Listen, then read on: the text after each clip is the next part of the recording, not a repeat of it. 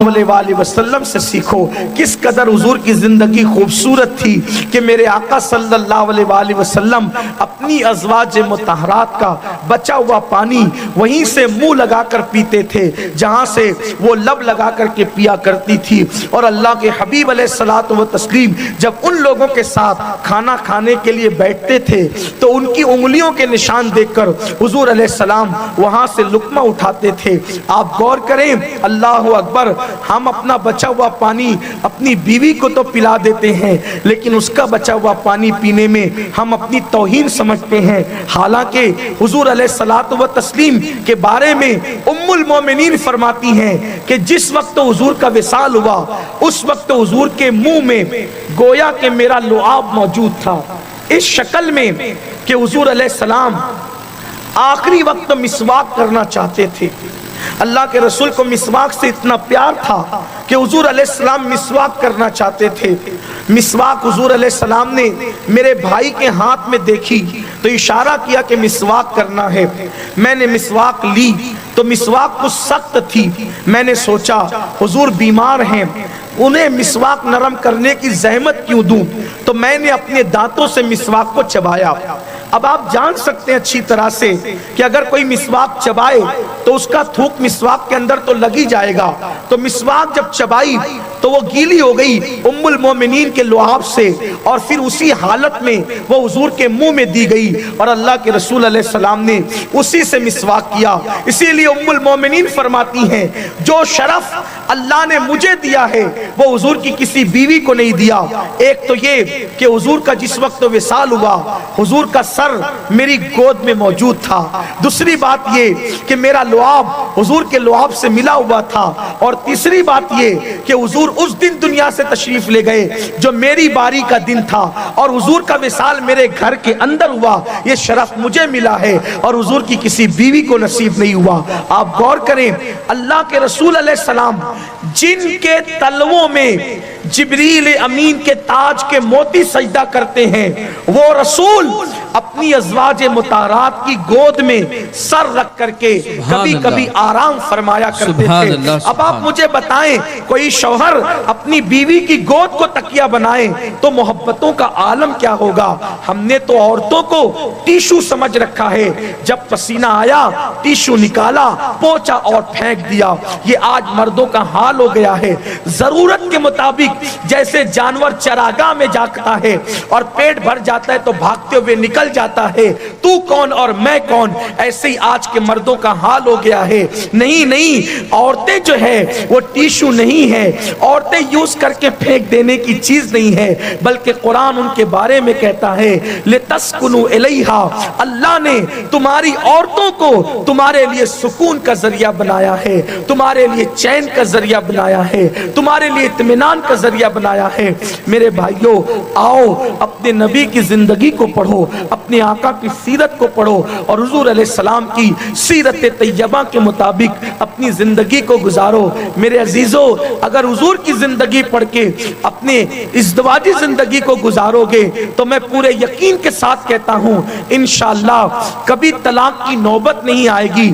اگر عورتیں ازواج مطہرات کا اسوہ اختیار کر لیں اور مرد حضور کی سنتوں پر عمل کر لیں تو انشاءاللہ نہ کبھی بیوی طلاق مانگے گی نہ کبھی شوہر طلاق دے گا اور گھر محبتوں کا گہوارہ بن جائے گا. لیکن افسوس ہم اپنے دین سے دور ہیں.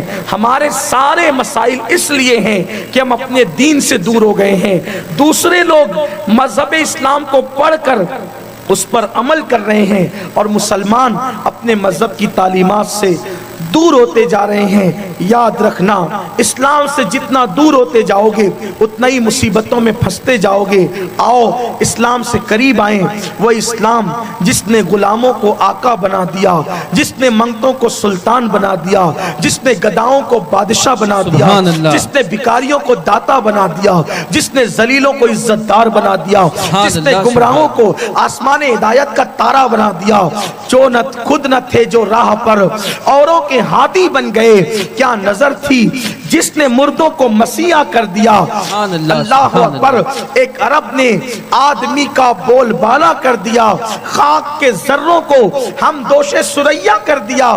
جو نہ تھے خود راہ پر اوروں کے ہادی بن گئے. کیا نظر تھی جس نے مردوں کو مسیحا کر دیا.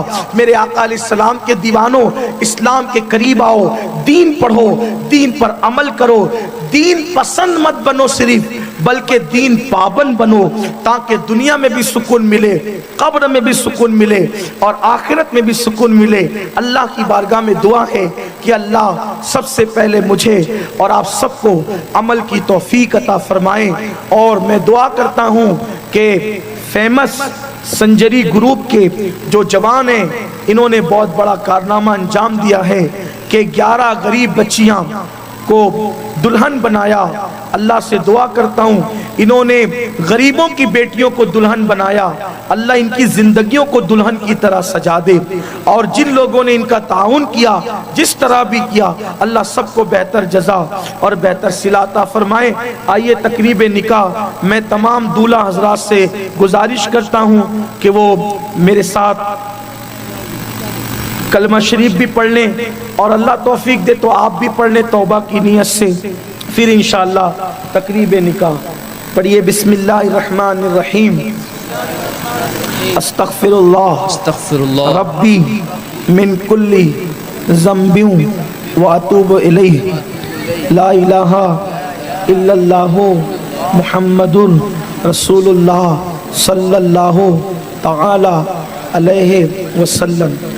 اشہد ان لا الہ الا اللہ وحدہ لا شریک لہ واشہد ان سیدنا و مولانا محمدا عبدہ ورسولہ صلی اللہ تعالی علیہ وسلم. سبحان اللہ والحمد للہ ولا الہ الا اللہ واللہ اکبر ولا حول ولا قوت الا باللہ العلی العظیم. آمنت باللہ وملائکتہ وکتبہ ورسلہ والیوم الآخر والقدر خیرہ وشرہ من اللہ تعالی والبعث بعد الموت. آمنت باللہ کما ہوا باسمائہ وصفاتہ وقبلت جمیع احکامہ اقرار باللسان وتصدیق بالقلب. سنی اسلامی مشن کو سبسکرائب کریں اور ساتھ ہی بیل آئیکن پر کلک کریں تاکہ سب سے پہلے ہماری ویڈیوز آپ تک پہنچے. لائک کریں اور شیئر کریں.